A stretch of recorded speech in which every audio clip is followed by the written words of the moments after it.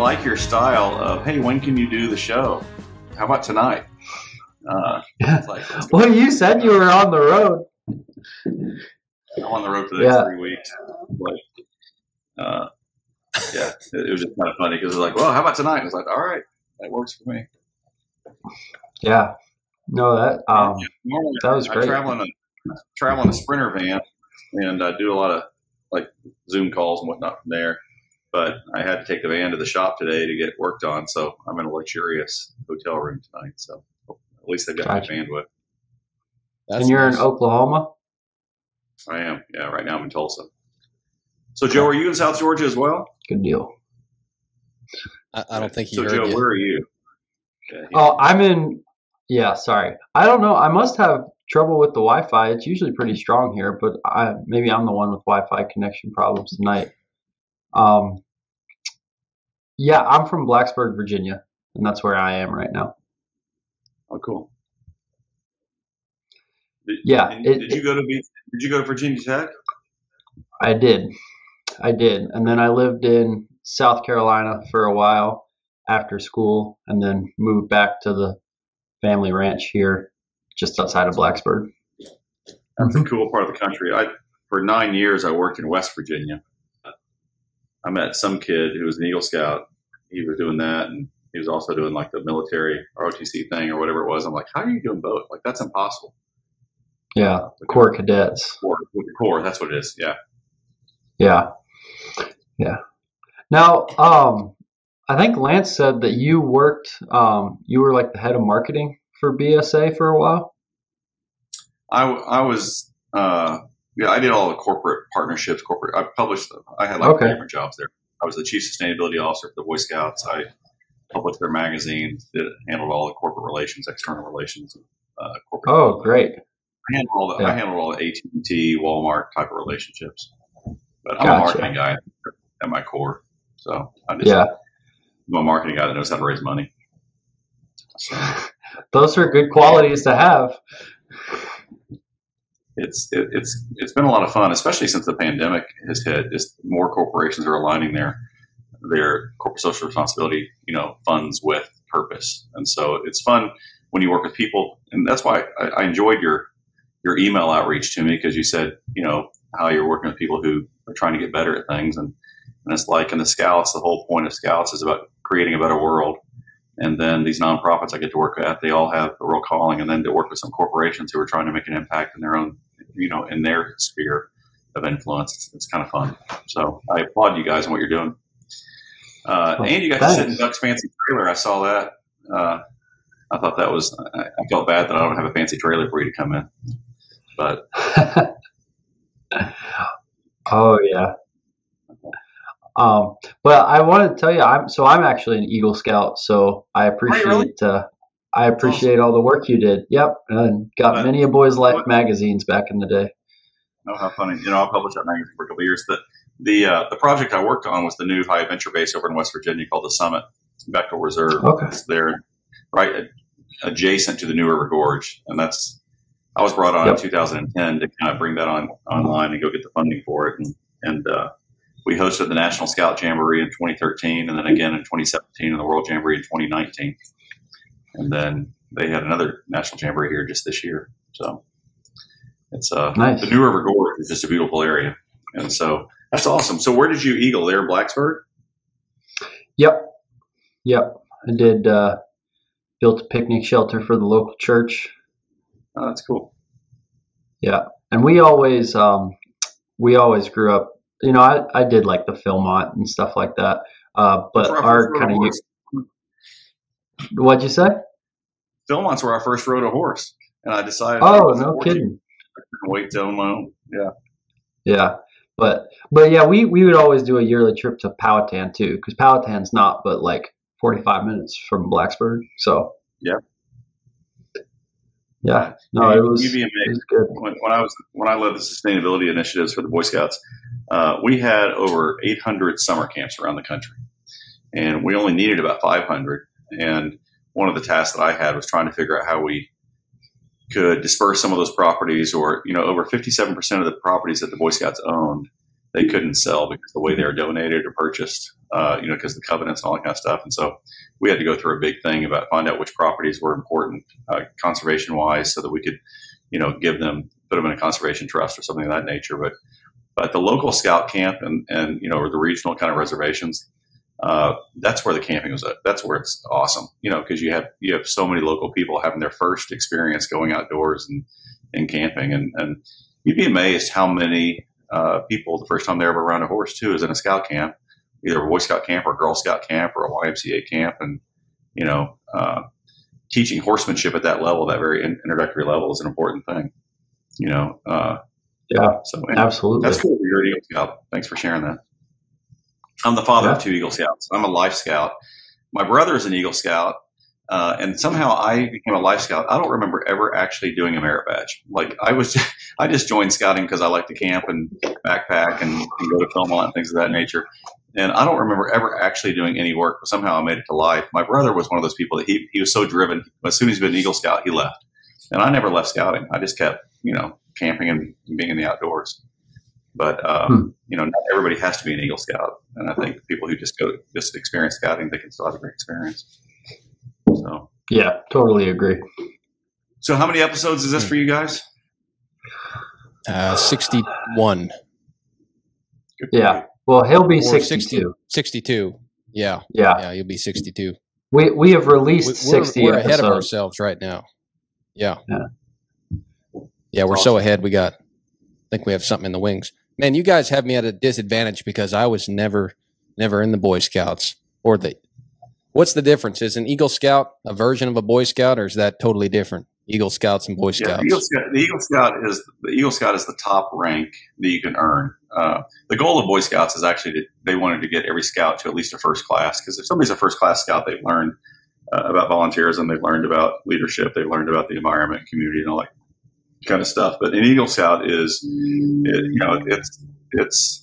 only 4% of scouts earn the rank of Eagle. And so it's about sticking through and having a goal, and the biggest part about and I think it's been one of the greatest impacts on America has been the Eagle Scout project, because these youth between the age of 14 and 18 take on a project where they spend thousands of hours coordinating volunteer time and efforts to do something for their local community.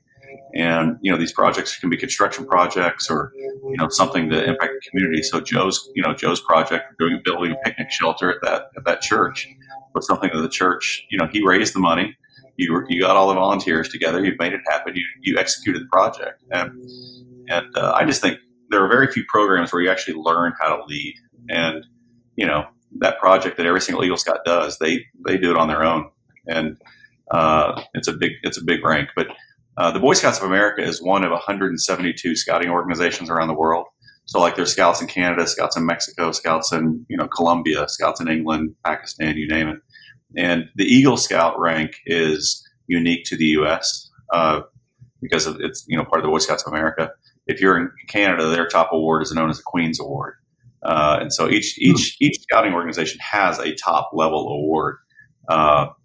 And within the Girl Scout world, their top award is called a Gold Award.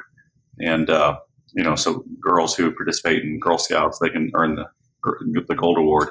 What happened when I was at the Boy Scouts was we opened up the scouting program where it's no longer Boy Scouts, it's just Scouts PSA for 11 to 18-year-olds.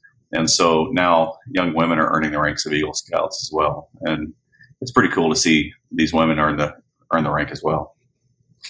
So Joe is not alone in that. There's about 2 million other people who hold that rank of Eagle Scout. That's pretty cool. Wow. I didn't realize you were an Eagle Scout, Joe. Yeah. Well, it's like it definitely means something, but also if you're just kind of bringing it up in a non-Boy Scout setting conversation, that's not very Eagle Scout of you, I feel like. But I'm telling you, if I was hiring and both Joe and Ben had the exact same college background, same job experience, I was choosing between one of you, and one of you has Eagle Scout on their resume and one does not, you'll always hire the Eagle Scout. Because there's just something about that brand. And you'd be amazed, Joe, at some of the people who are Eagle Scouts. Mike Rowe, I was just with him, the guy from Dirty Jobs, and he's an Eagle Scout, and he always talked about doing dirty jobs. How, when he first learned that he could go camping and it was raining and he got beat up and just how bad it was, he said, then you get this spirit of, I can survive, and I can not only survive in hard times, but I can thrive in hard times. And he built a career out of it, But he's one of those guys that doesn't tout the fact that he's an Eagle Scout. But once you realize he is an Eagle Scout, you go, oh yeah, totally makes sense, So yeah. Well, I mean, we want to talk about you. So what did you early on? I was reading a little bit about you, and you were involved. Oh, we've already opened quite a while ago, back when we, well, we had that little glitch, so we'll have to marry that up so it sounds all right, but we started back then. Well, my wife and I you were involved in the, oh, you do? My wife and I have a podcast. We have a podcast. I wouldn't say it's a global podcast because we have people listening in Africa and Europe, but we only have like 50 listeners. But what's funny about our podcast is, I bought the equipment as a birthday gift and put it in front of her. I said, hey, let's start a podcast. And so we do everything live. I cannot imagine editing a podcast. So kudos to you guys. But, yeah, my wife and I's podcast is called we don't edit our podcast either. It just goes, okay. Yeah, ours is called Marry Your Best Friend Podcast. And it's just letting me, it's, as much as I travel, it's fun to actually sit down and talk to my wife for an hour with microphones on. So it's pretty good. So I'm ready to roll. Oh, that's great. Yeah, that's exactly how this got started. But it's not about marrying anybody. Yeah, so early on, you were involved in sponsorship developments with race with the racing industry. How did you get into that? Was that the first thing you did with sponsorship development? Yeah, well, my first career was in the Christian music business. I was in Christian music and gospel music, and then I got involved in sponsorship. I think my first sponsorship was doing tours. We had some tours that needed some funding, and the company that purchased our record label, Gaylord Entertainment out of Nashville, they had some opportunities in sponsorship, and that was the first time I actually got involved with what we called strategic alliances at that time, and started standing in front of corporate marketing types and executives and trying to align them with brands that made sense for them. And so did tours and did a whole bunch of property kind of representation deals. And then really wanted to follow my heart and passion and go into motorsports. And so I went into the NASCAR world first, and then worked several years in NASCAR right when it was growing and booming, and did sponsorship there, and then was recruited to move up to Indiana to do the same thing for the IndyCar series. So I ran sales in the IndyCar series world. And then since then, I've just been working with a lot of different teams and drivers and sponsors and, in the motorsport space. So about half my time now is spent in motorsports, and then the other half of my time is spent doing events and kind of in faith-based and nonprofit space. But I can help you sell sponsorship for this show if that's where we're going with this. No, I was interested in your in the motorsports thing. Is that so? You said that was your So the motorsports, that's one of your passions. Did you grow up around the motorsports industry? Not really. I grew up as a fan. I spent my middle school and high school years in Indiana, and it's similar to the horse business in the fact that it was a shared experience that my dad and I did. We went to the Indy 500 the entire month of May. We'd be hanging around the track and getting to know the drivers, and I always loved getting to know these drivers. And we always cheered for the Texas drivers like AJ Foyt and McElreath and Johnny Rutherford, and there's a small team out of Ozona, Texas called Circle Bar Racing. We cheered for those guys, and so we loved hanging out at the track. And I always loved the shared experience of it. And when I say it's like horses, it's like, a lot of us who, I do horses with my kids, and it's part of what we do and the time we spend together, and it's a shared passion.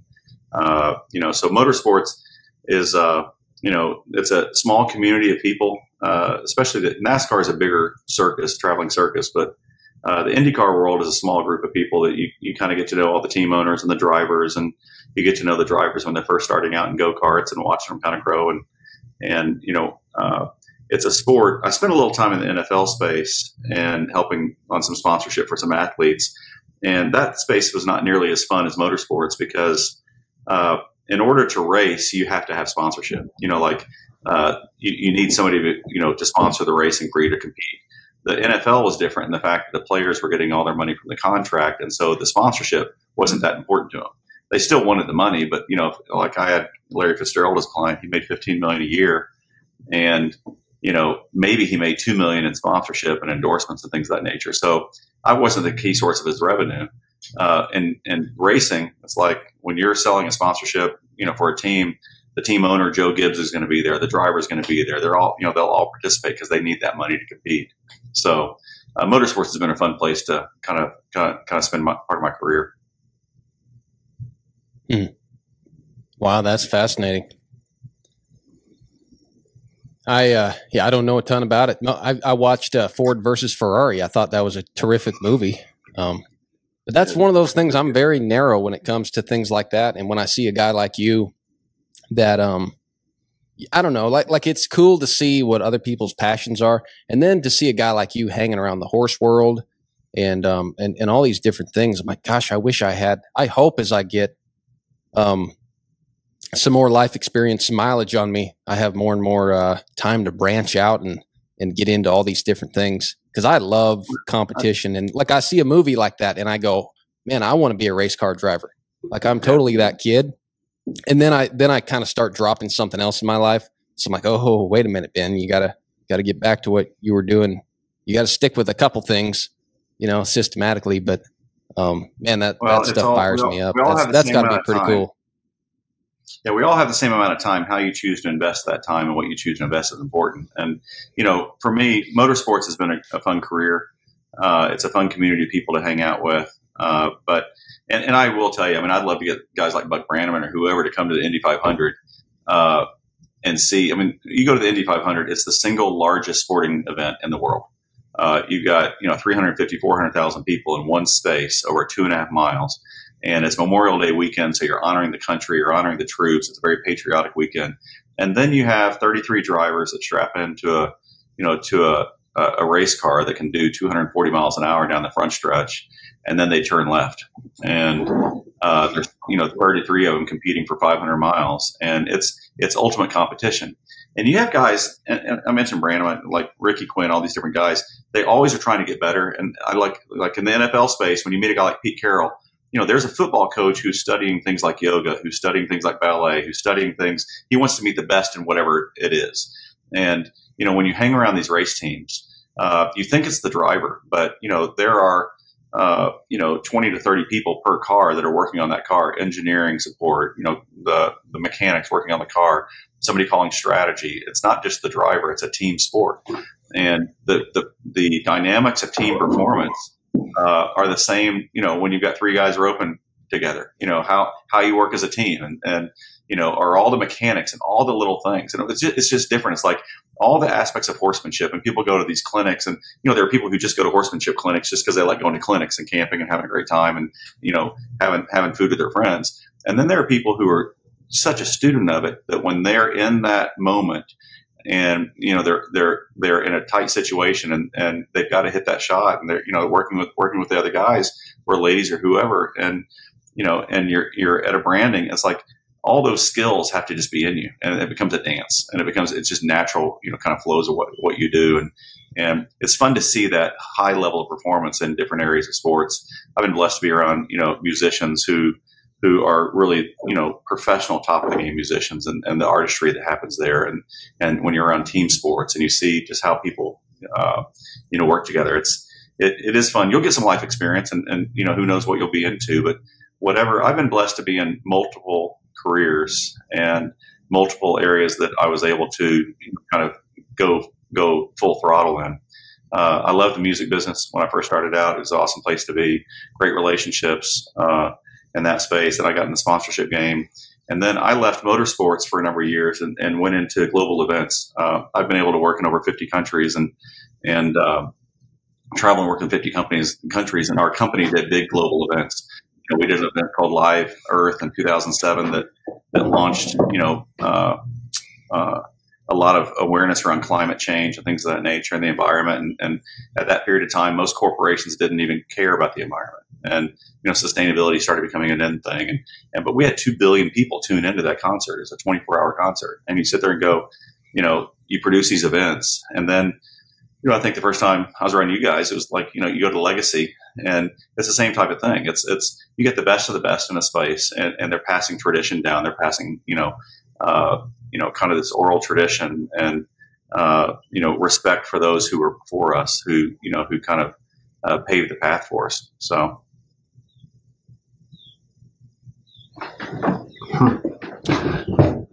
So what do you feel like is the common denominator with how you bounced around so much? Like I don't think there's a lot of people who go, I mean, I guess it's all just kind of, you have to have excellent social skills to do all those jobs. But other than that, like, what do you feel like the common ground was?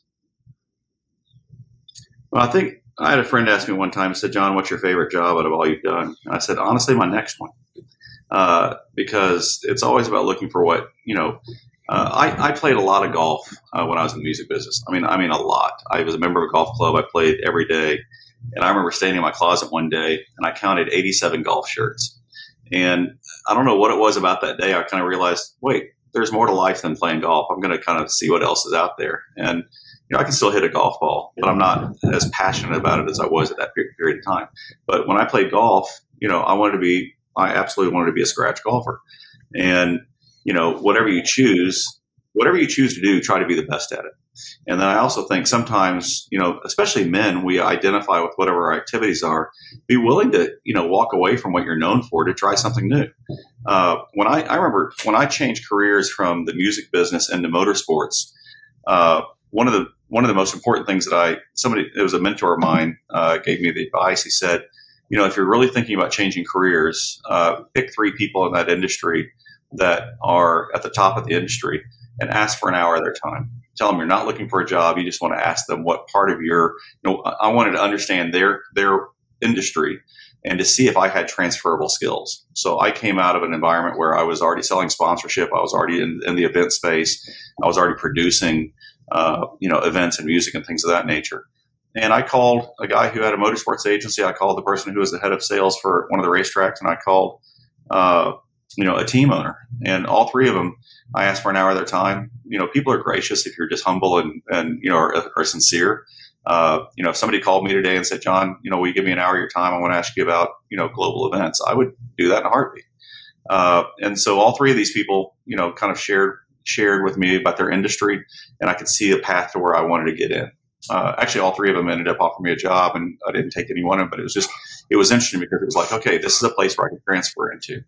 And I think sometimes people do that same thing. It's like you have a person who works in a feed yard. They go, well, this is all I know, is just working in the feed yard. It's like, wait, are you managing people? Well, yeah, I got 10 people that are working for me. It's like, well, great. Then you have management. What are the transferable skills? What are you doing that can be transferred into other industries? And I tell people, I love the fact that I've had different careers.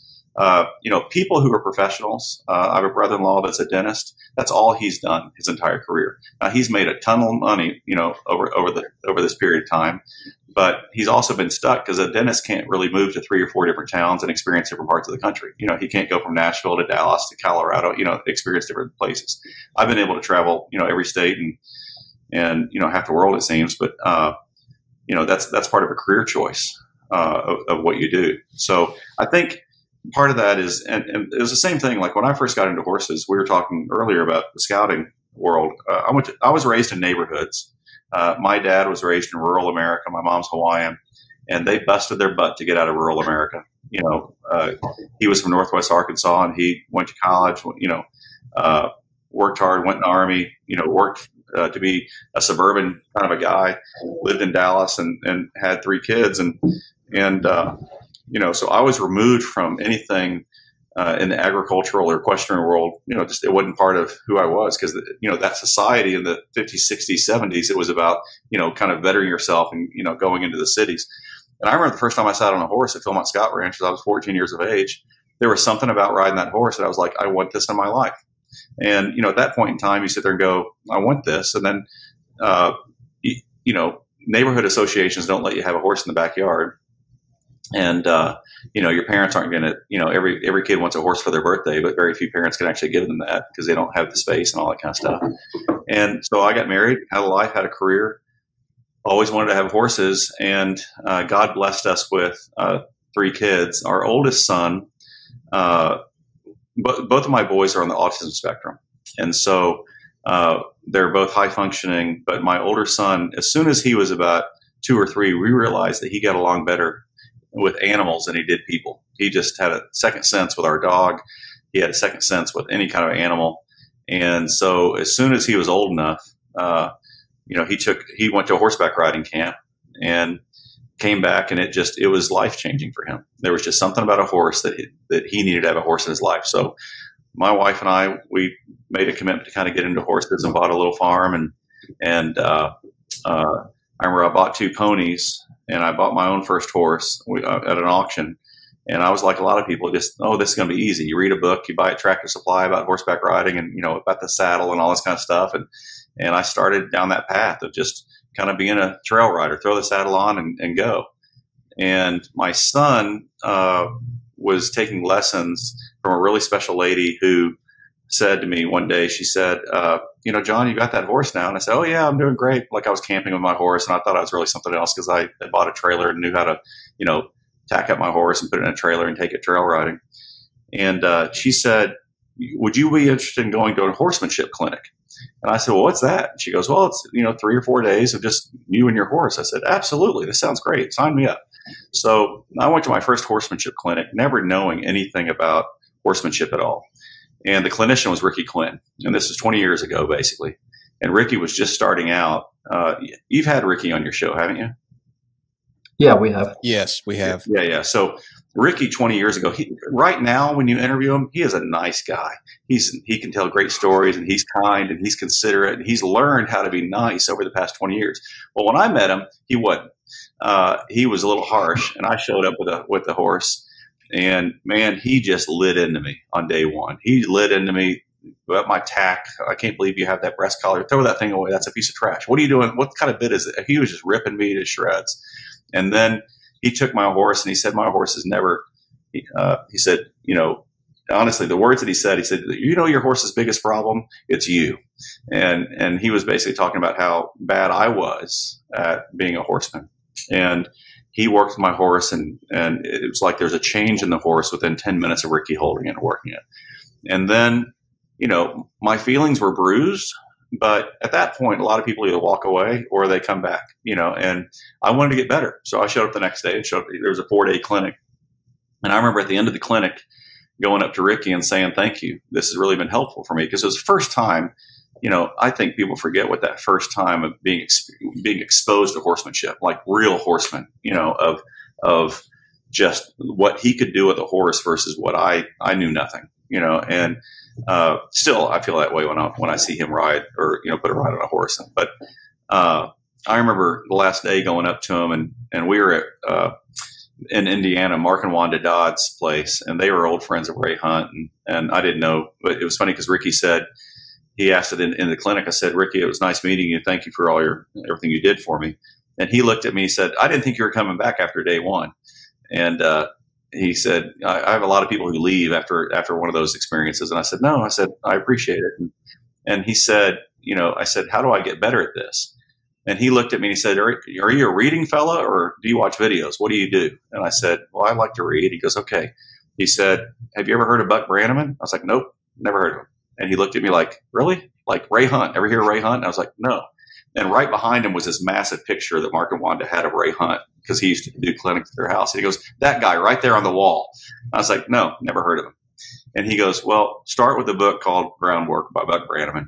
And basically I started, buying everything I could. And I still, I pretty much still travel with, a Ray Hunt book, a Tom Dorrance book, and a, Brannaman book in my travel bag every time I travel, because it's like reading, the New Testament or something like that. It's like you can't read it enough and kind of internalize it enough. And every time you read it, something else comes alive to you. And you kind of just sit there and go, how do I get this? And so I made a commitment to start going to clinics with Ricky. And there's a lot of people who, at this point in time, there's a lot of TV shows, RFD and whatever else, and all these clinicians that are out there selling all their wares. And I made a mistake of going to like one of these horse fair deals and seeing all the people selling their stuff and special flags and special this and special that, just all the crap. And, I shared with you my first career is in the Christian music business, and I've been around a lot of Christian ministries. And, it's the same thing in Christendom in that there are some churches that it's all show, and they may have great music and they may have good production and the preacher may be really slick. And then there's some good Bible churches that are teaching truth, and they may not be as fancy, but, there's really truth there. And then there's some that are just, it's like a circus act. It's like, just like, why am I even here? Who are they? What do they believe? And this is like, snakes in the corner or whatever else it is. And it's the same thing in the horse world. It's like, and for me, the minute that I kind of started listening to Brannaman and really listening and trying to internalize the things that I would hear Ricky say, which I knew were something that were passed down to him from, from Ray to Buck to Ricky to, as these things kind of become truth, and then they internalize them and make them their own. It really started making an impact on my life. And it wasn't just my horsemanship. It was like, it was impacting my marriage. It was impacting how I raised my kids. It was impacting how, and that's the fun part about horsemanship to me, is how it impacts, if you really take it seriously, how it impacts the rest of your life and can make you a better human being. And so, I became a real student of that. And I offended Ricky one time because he came to, he at that time he was coming to Indiana twice a year, and I'd ride with him a couple times a year. And, I said, Ricky, every time you come around, I try to pick one thing that I can really internalize until I see you again. And he got offended by that because he said, what do you mean one thing? I'm teaching you a lot of stuff. And I said, yeah, but you may be teaching a lot of stuff. I can only absorb one thing at a time, one or two things. And it's like, and I'm going to work on that. And then hopefully when you come back, I've actually mastered something. And, so that was a journey for me that, and my son's also been going through the clinics and kind of experiencing that, and got to ride with Buck and stuff. And that was something we got to share. But, because of kind of investing in that community, I was able to have a local community of people that were also trying to chase the same thing. And then when you're pursuing horsemanship, sometimes, it's like I bought a trailer so I could haul out west to be around people, because we don't have, where I live in Indiana, there's not a lot of people working cows by horse. And so, if you really want to be around that, if you really want to go, go to some brandings and be around some real, people who are ranching with integrity, you got to go to Oklahoma to see friends, or North Dakota or Wyoming or Montana, or, out in North Platte, Nebraska, where Ricky and those guys are.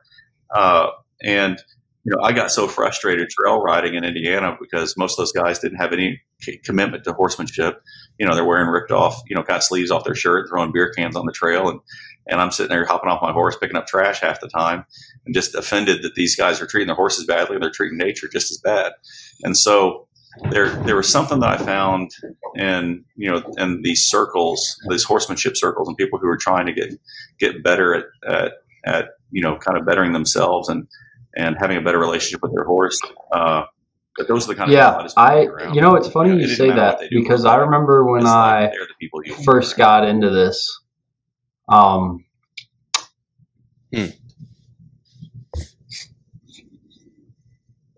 he said, oh, well, you should talk to like Isaac or Noah or some of those guys, because I know they usually go some places. And one of the things that I did, I told Buck, I was like, hey, I'm really interested in this, and I want to get around it more. Like, what should I do? And start a bunch of colts. And like, if you got around that, you could just, see it, like watered horses, like did whatever I could to contribute, practiced a lot by people who were kind of handy. And I went and spent some time when they were in Spearfish, South Dakota, nowhere. And I hung out with them for a week and basically just like, and like watch them start like a pile of colts. But then in the evenings, we'd hang out and talk, and it was really enjoyable. But I was flying home, and I was like, that at the end, I've had other friends that are like this, but I just thought to myself, it was being around two people, and those guys are like anybody else. They're not perfect or anything. Of the week, like I went home and I wanted to be a better person. Like that was kind of like the mindset, but it was the direction, right? Like those guys had the direction of, we want to get better. Yeah. So no, and it's always funny because like when you've been around this for a while too, be able to watch Isaac go from being a young guy to a married guy now, and with his own business, all that kind of stuff. And you see people who work hard at it, and those two guys, especially, when Buck's in there putting a ride on a horse and doing a clinic, they're absorbing as much as anybody else in the crowd or on the horse in the arena, and I think it's important, no matter what you do, to find mentors and find people who you can learn from. And no matter what you do, to, work your ass off at it and try to be the best you can. Don't be an idiot, be humble. It's like all these people today are hiring life coaches to tell them what to do. It's like, you know what, be nice, show up to work on time, it's like, and be willing to learn. And, you're going to get bucked off a horse every now and then. And you're going to have, you're going to have some thick skin because, I've seen Buck when he gets mad. It's not pretty, it's like, but I look at, like, you guys, I talk about Ricky, because Ricky's a dear friend and somebody I respect a whole heck of a lot. What he's doing right now with people who are working for Lazy U on those horses, and they're learning how not just to work horses, but also, how to be good farriers, how to, it's like learning the cow business, and it's every bit of it. And to be a complete person, whatever you're doing, try to, find out what your gaps are. Not everybody can be married, but when you are married, it's fun to have somebody who can look at your blind spots and tell you about them. And I think you need to have that kind of relationship all around. And that is the thing that I think is really cool about the horsemanship community, because people, you got to spend a week with Noah and Isaac and see what they do, and that, they didn't hold anything back. It's not like they said, wait, let's do the good stuff when he's not around. No, they were doing their stuff. They were giving 100% the whole time you were there, and you got to see it, got to be exposed to it. And they didn't charge you for it and all that kind of stuff. It's just, I think it's important. But, the community part of this, to me, I've been real blessed to meet some really great people in the horsemanship community, and to go out to their ranches, to go out to their brandings, to go out and see, it's like, if you want to watch, being around people like Lance and Sunshine Freilich, and how the attention that they pay to breeding their breeding program. And, I have 4 or 5 of their horses because, the temperament is perfect for me, and it's like, they're great horses for me. And, then you go around guys, who really ranch with integrity, and just how good they are with their land management. And it's funny when you're around people who are trying to be the best at what they're doing. It is contagious. It makes you want to go home and be better at everything you're doing. So I get that, Joe. Yeah. You got to stay around people that are on the move. Yeah, on the move.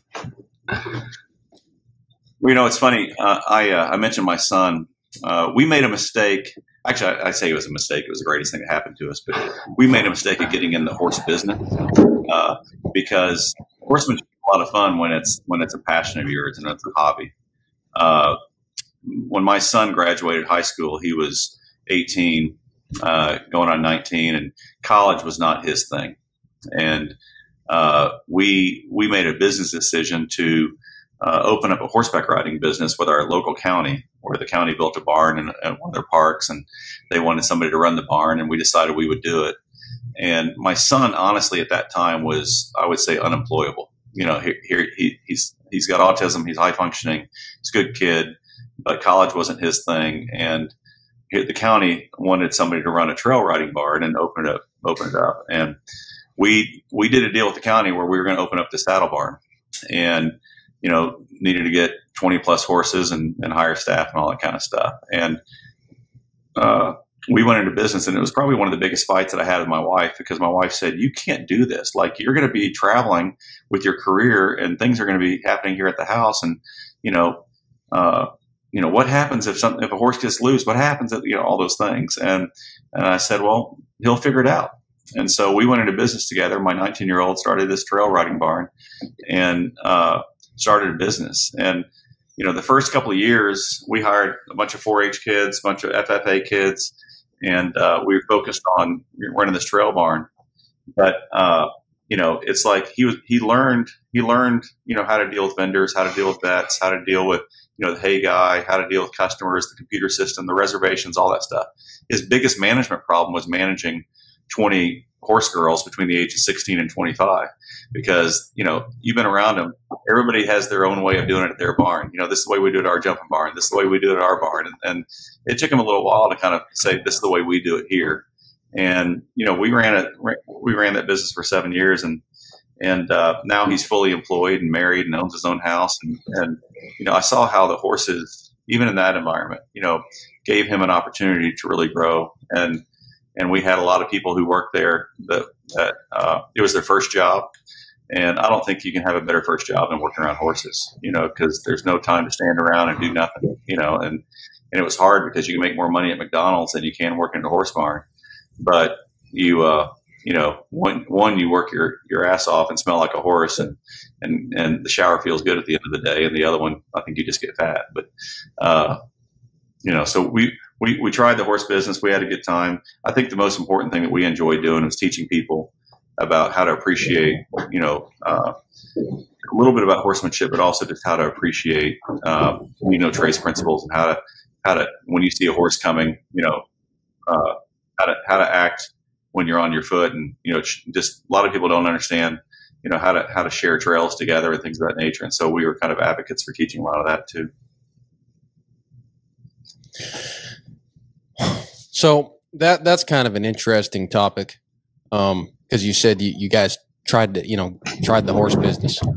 As young guys, Joe and I, you're getting into the horse business, and unlike a lot of other businesses where there's kind of a clear path to, scaling the business or growing it or being really successful, the horse business, not only are you working with horses, so that's kind of a variable, but then also, like, if you're going to make hires and stuff like that, now you're looking for people to work for you, but it's not like there's like horse colleges out there, or like you were talking about that, how there's so many different people teaching horsemanship.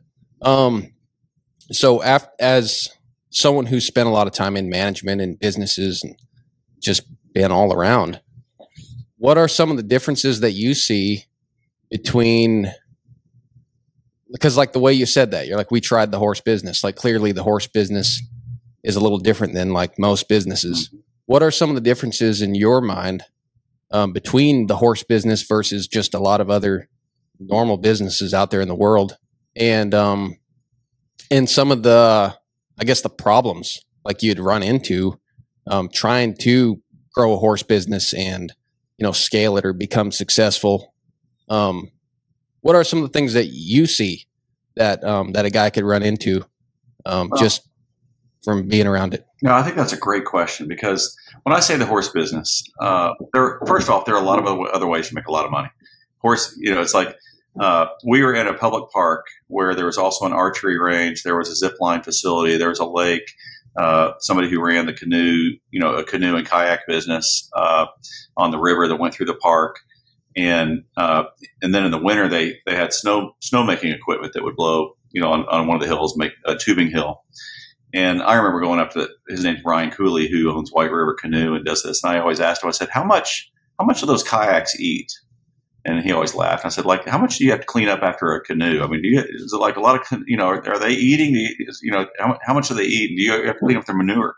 There are a lot better ways to make money, and in the recreation space.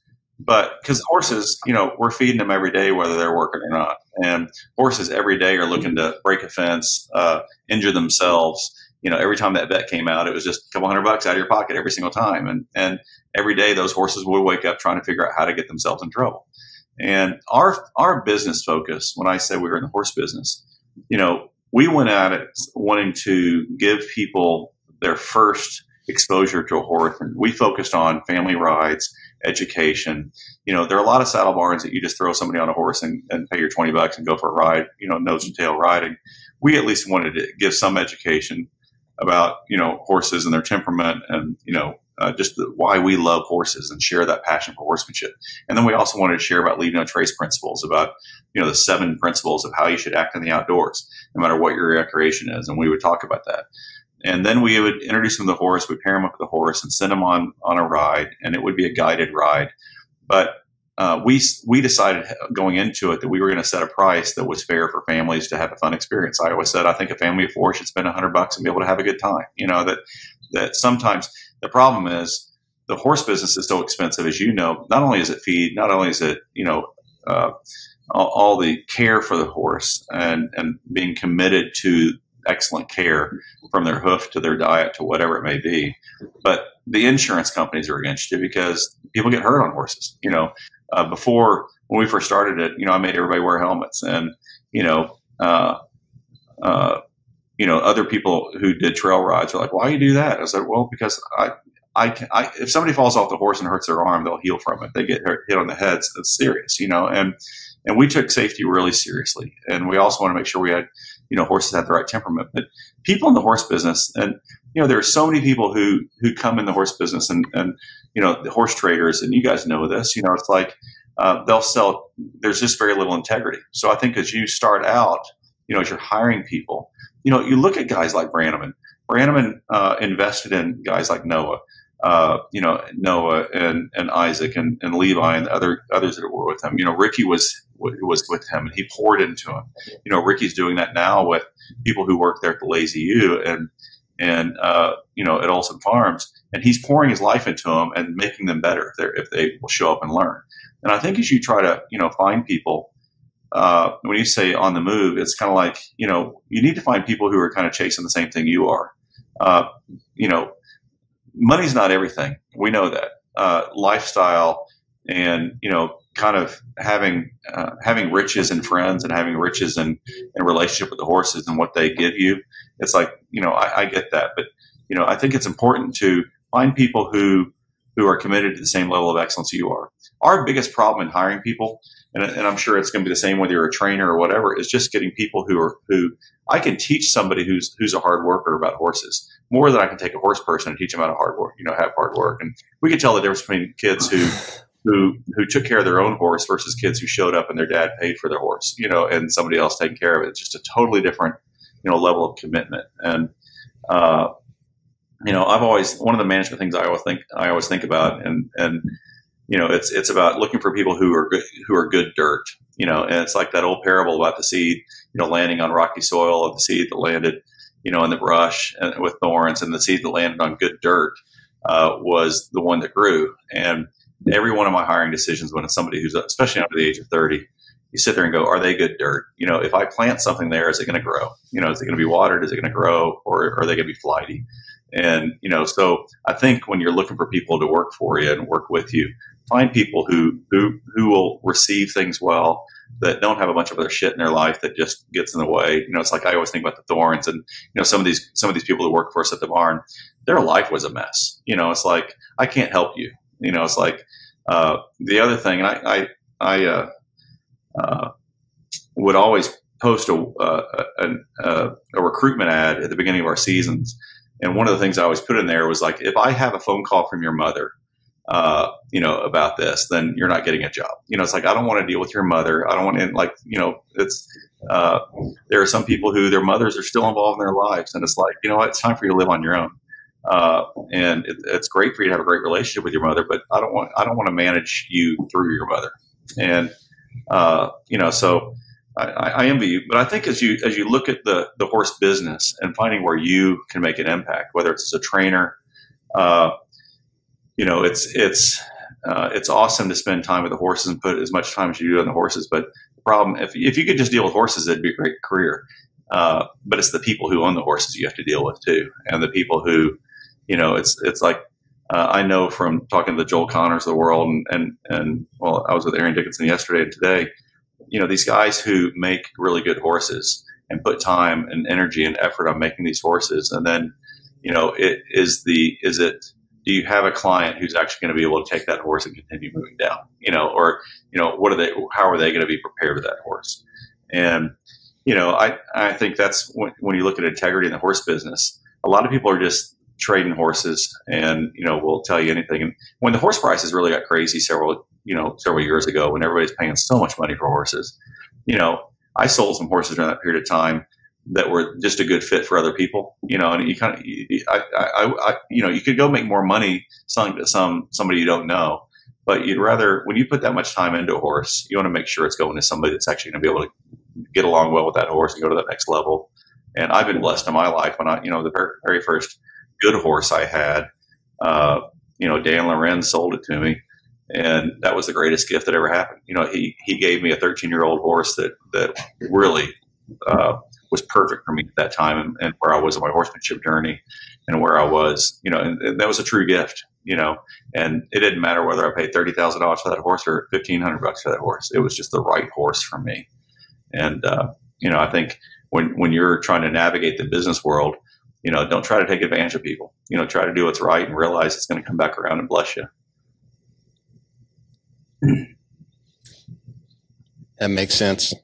Yeah, we had Nick Dowers. Do you know Nick Dowers? We had him on a while ago, and he just encouraged us about that a lot. He was saying, just making choices that don't always don't yield immediate, returns. I think the other thing, wherever you are, I mean, if you're in Georgia or you're in Virginia, wherever you are, I tell you the other thing that I went back when Riata was at Montana State University doing the colt starting class and stuff like that. She was going to school and teaching colt starting. And I went out there and I bought a couple of horses in the auction that they did, mainly to support the school, because here are students who are getting a horse in September and then they're selling it and marketing it in April. And I just really thought that was a cool program because not only were they starting the colt, but then they had to learn how to market it and, doing the videos and doing the photos. And when you went out there to the sale, actually being able to talk to them about their horse and what they did. And I bought a couple of horses through that program. And it was interesting because you had there's a guy, I'm trying to remember, he was from North New Hampshire. He brought 5 clients out from New Hampshire, and they all bought these brand new horses together. And, I thought immediately this horse trainer, I don't know if he's a horse trainer, but he owned a barn, and this, he was a barn owner, gave lessons and stuff. He brought 5 of his clients. They all bought horses, and then they went back home. And I'm sitting there going, that guy's brilliant because all 5 of his clients now all have 3-year-old, 4-year-old horses, and they're all going to be on this journey together because their horses were not ready for the people who bought them. They were going to have to work together as a group. And I say that going, that guy was brilliant. But like where we were, Allison Arnold, who taught my kid how to ride, she really started pursuing horsemanship. And then she became a magnet for other people who started doing it too. And so, she'll bring Buster in and different clinicians in and whatnot. But she really built a community of people. And I think when you're starting out, Nick Donahue, have you guys had Nick Donahue on here yet? From out in Oregon? He's in Oregon. We haven't. Yeah, he's built, like, I sit there and go, if somebody wants to do something right, Nick built a business. He and his wife built a business investing in and teaching and training, and there's a balance between, and everything he does is excellent. I mean, you go look at his manure management system. It's better than any big barn you've ever seen, what he does with manure and stuff. He's got a whole aerated mulch system, all this kind of stuff. But what's amazing about him, though, is he's built a community of people, and they're all pursuing the same thing. And so, when Rocky Quinn comes in and does a clinic, they're all there. They all learn. Ricky leaves town, and then Nick is there continuing that journey with everybody. And, these young girls who started out with him are now really incredible horsewomen. And now they're all kind of going down the competitive show thing and doing things. But, building that community is something that and wherever you're planted, try to bloom there and try to build that community, get other people around you. And, Nick's made a nice living for he and his wife. Allison has done a nice area, living in our area.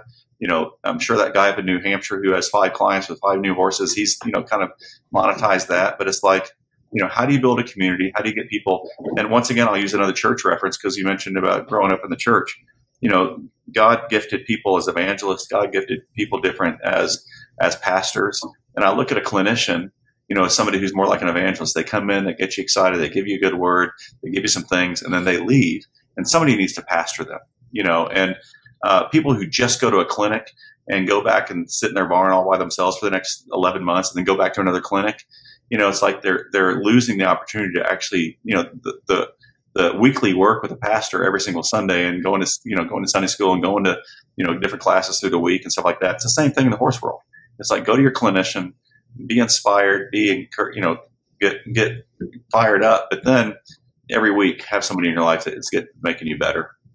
So if you're starting out, man, I tell you, build a community around you. Find some good students, and don't be afraid to fire people from being students too. It's like, that's the thing. When you're in business, I fired more than one client, and sometimes you sit there and go, wait, I'm making a lot of money from that person. Yeah, but they're ruining your life. Get rid of them. And so get people in your life that you want to be around, and build a community of people you like to be with. Man, thank you. That's great advice. Absolutely. Well, and it kind of goes back to, part of the reason Ben and I started this podcast was because we wanted to build community, because in the horsemanship world, a reality of, ranching, the equestrian, because in the beginning, if you go back, the reality of it is people are very spread out, right? Because you need land to own horses, and you're in different pockets of the country and whatnot. And we joke that this podcast kind of started out as a vanity project, which it did. Listen to our episodes. It's just Ben and I just kind of shooting the shit. But what we very quickly realized was it became something where, people could have this community, and like you said, even if you don't go see your clinician every week, you could at least hear someone who's maybe pulling in the same direction as you. And maybe that's all you need to go work with your horse one more time this week or something like that. Well, I tell you, man, life's about new experiences. And I was blown away when I first started getting into the, Ray Hunt, Tom Dorrance, Buck Brannaman, Rocky Quinn, whatever, kind of this horsemanship thing. When I first started getting into it, and you start going, oh, wow, I like that hat he's wearing. I want a hat like that. I really like those chaps. I need my chaps are like from New Mexico. These are more like bull ride. I need like I like those thornberry fringe, man. I have some of the prettiest thornberry chaps. I mean, they're gorgeous. And you start getting all the gear, and you start realizing, and then you sit there and go, this is, a nod to tradition. This gear has been designed for a certain reason in a certain way. And I love my weight saddle, and I love how I feel in, this hand crank. I know the person who made my saddle, all this kind of stuff. You start caring about the tack. You start caring about the culture. You start caring about, how you're, am I wearing the right, kind of jeans? It's always kind of funny because you see, people are wearing cinch jeans, and they're wearing wrangler jeans, and they're wearing jeans. It's like, whatever it is. And, whatever the shirts are, and the hats, all this kind of stuff. And then you kind of get past all that and go, I'm going to wear what I feel comfortable in, what I like wearing, and feel comfortable on a horse and stuff. But what I was going to tell you is, I would love to take you guys with me on a trip sometime where, I've been blessed to be able to take some people, and I've ridden a horse on every continent except for Antarctica. And one of the reasons why I've done this is, it was funny. Brannaman always talks about, like sheep farmers. The way you could do that with the way pig farmers do, or sheep farmers, or something like that. Well, I went on a trip. I read about a thing in Iceland called the Retier. I don't know if you guys know about this, but the Icelandic horse. We call them Icelandic ponies, but to them, it's the Viking horse. It's been, around for 800 years, and they love the Icelandic horse. And it's like the way we feel about the American bald eagle. They love the Icelandic horse. It's part of their culture in Iceland. And I read about, in Iceland, they have 800,000 sheep. And they have all these babies in April, and they release them up in the mountains. And then in September, they take horses on the Icelandic horse, and they push them down from the mountains, and they push them down through the villages, and they sort all the sheep and the retiers. And this is something they've been doing for years. And I said, I'm going to go over there. I'm going to go do this. I want to go ride horseback and do the sheep roundup. And I went over to Iceland, and it was kind of transformational because first off, sheep don't move very quick, as you know. It's not like cows. And so you're really walking on this horse, and there are people walking next to you drinking beer, and you realize, oh wait, these guys are all just drinking beer while we're moving these sheep, like 5,000 sheep at a time down this hill. And we get into this round area, which is the retier. And what they do is they run all the sheep in, and everybody goes in there and starts picking out their sheep and kind of pushing them into their pen, so they can tell by the ear tag, is that my sheep or not? And they start sorting the sheep. Well, I've been around cows enough, and I've been around, some sorting. I'm like, oh, and I tell this lady, I said, there's a better way to do this. And I'm like starting to tell her like how I would do this as an American male who understands cattle. I'm like, here's how I would do this if I were you. It's a more efficient manner. And she looked at me and she said, John, that's great. We've been doing it this way for 800 years. So I think we'll kind of keep doing it this way. And it was one of those things where I just got slapped in my face because I realized, wait, they do things differently than I do it. And there's a culture about it. There's an excellence, they're committed to excellence around this. And I really, on that trip, I said, I want to understand different horse cultures around the world and how they approach horses and things of that nature. And so, my next trip was to Patagonia, and you go down to see the gauchos and, the way they are with their horses. There are Brazilian, guys who, or Argentinian, these gauchos from South America, and their attention to detail is like Isaac and Noah. The way they are is, if you look at them and go, okay, that looks like a vaquero style cowboy. These guys have that much commitment to their style. And instead of a quarter horse that we ride here in America, they're riding a Criollo horse. And their attention to tack, it's totally different than our tack. Riding on a big sheepskin is pretty cozy and comfortable. And, they rope differently than we do. They do all these things differently, but they've been doing it that way since the 1500s. And I love going on these horse trips to where you're learning about how people approach the horse, their excellence about how they're using the horse, whether they're going on mountains. And so, guys, I'd love to, if you want to go on a trip to Mongolia, where they hunt eagles from the horse, and they literally have a golden eagle on the guy's arm, and they're hunting off of a horse. In India, where they've been riding these, there's a Marwar region where, since the 1100s, they've been riding horses there. And it's one of those things that when you go and, there are riding holidays for, a lot of people go on horseback riding holidays, and those are fun. But it's different when you do a cultural immersion and you try to go into a horse culture and try to understand, it's like that first clinic that I went to with Rocky Quinn. Do you understand anything about this? Do you know who Buck Brannaman is? No. Do you know who Ray Hunt is? No. And that's a point of entry that you sit there and go, I'm going to learn about this. And so to open yourself up to the way other people are doing things, I think is going to make you a better horseman and better human being, and kind of go and I tell you, pick a place and go, literally on every continent, there are ways, Buck and Ray, how many times have they gone down to Australia and done clinics down there? Those are some real cowboys down there. They have some different tack than we do, my heritage is Hawaiian. My mom's from Hawaii, and, the Paniolos and the way that they rope is different, than the vaquero style. So I would just tell you, be open to new experiences. Go experience, other horse cultures, the way other people are doing things as well. And there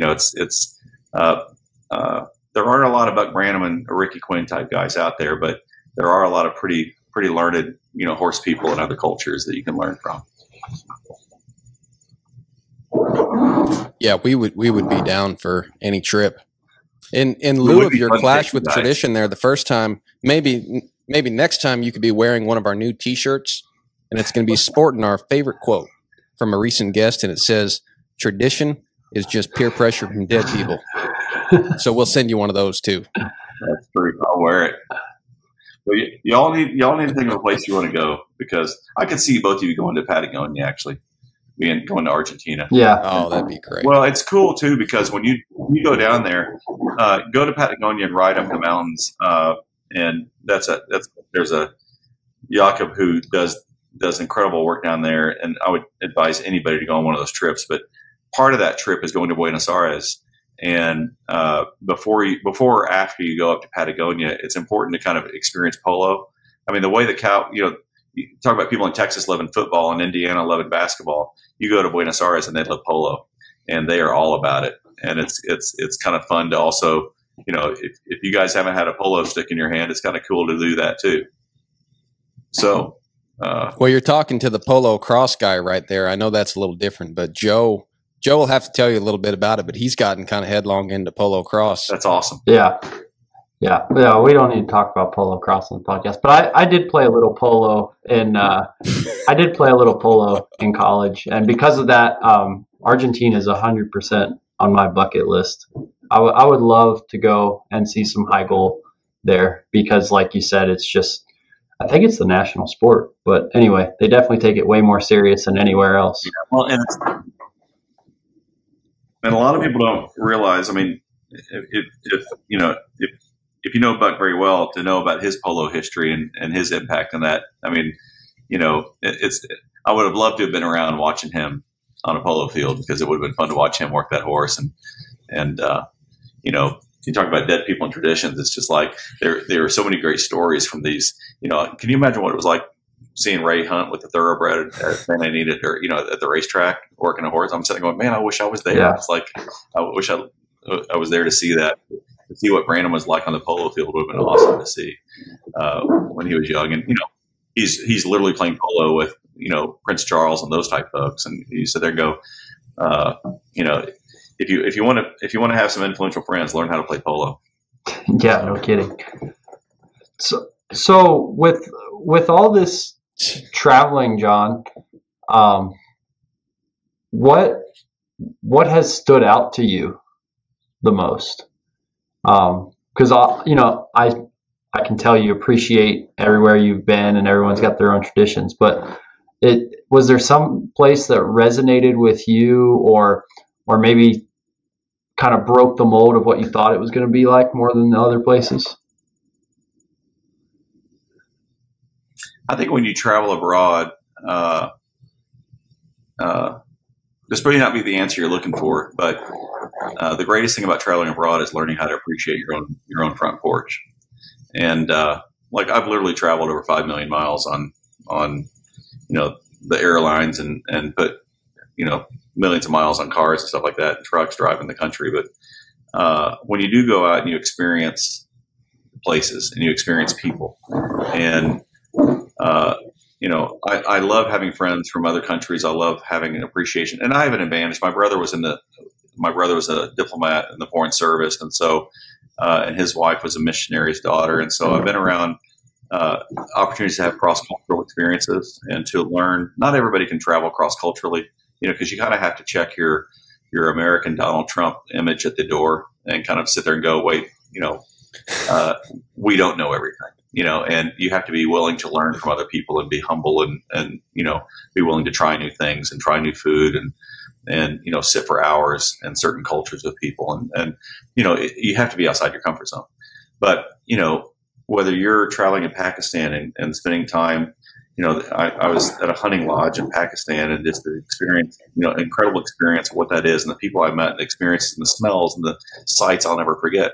But when you do that, coming home to your front porch and sitting in my world, my favorite place in the world is sitting on my front porch in my rocking chair with my wife sitting next to me, having a glass of wine while I smoke a cigar and enjoying a sunset. And that sounds so simple.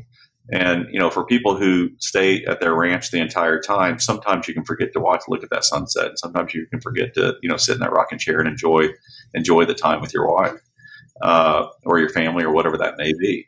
And it's like, that's one of the reasons why I love to travel. I love to be around, the globe, but I also like to come home and enjoy that fully.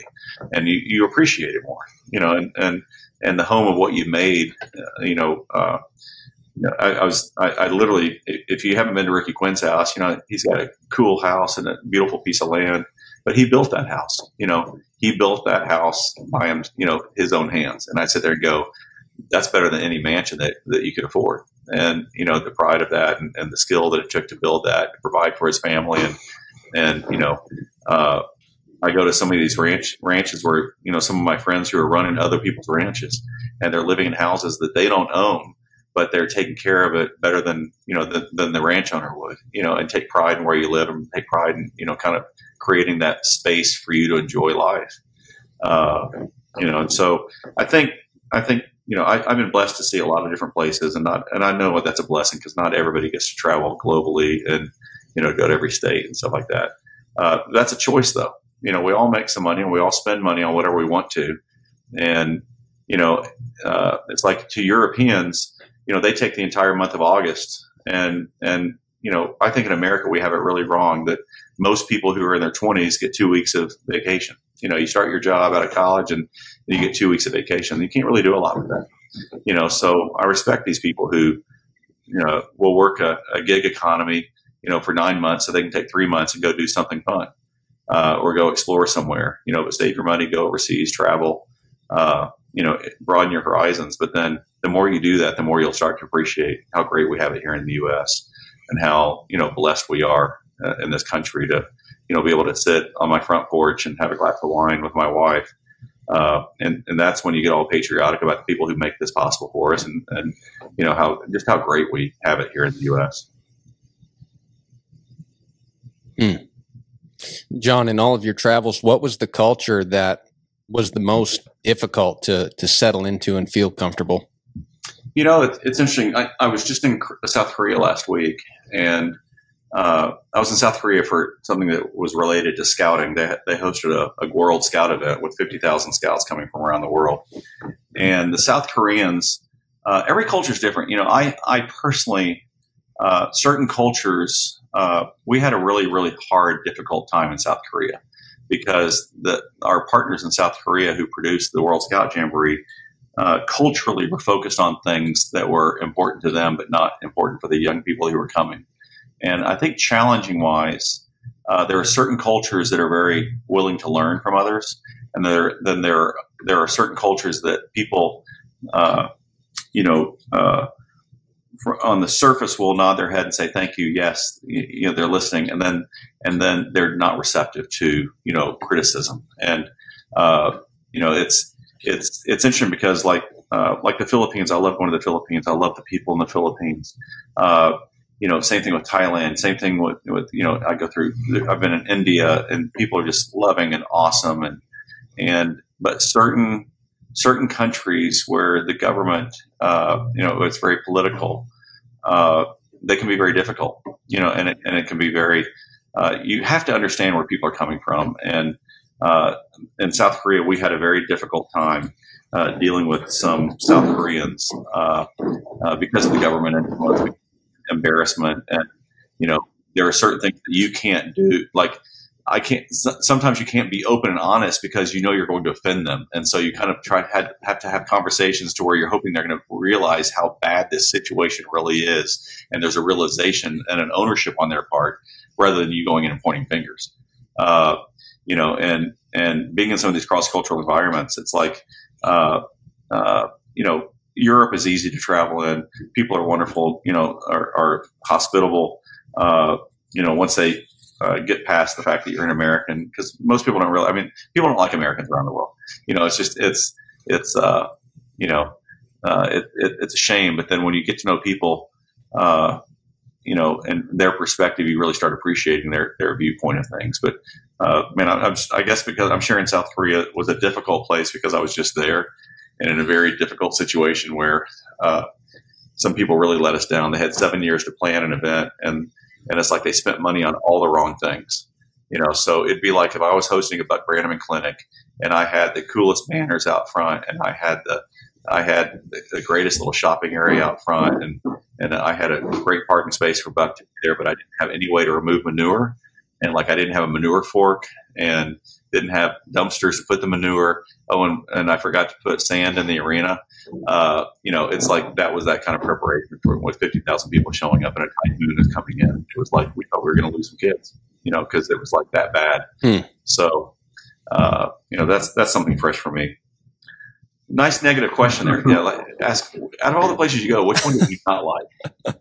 Who's the worst? Well, that's very interesting because, like in contrast here in America, we're so honest, right? If you broke down on the side of the road, we don't have a cultural ethic of stopping and helping people. Most people don't care, and we're all right with that. And if someone does stop and help you, it's genuine. They're a really cool person.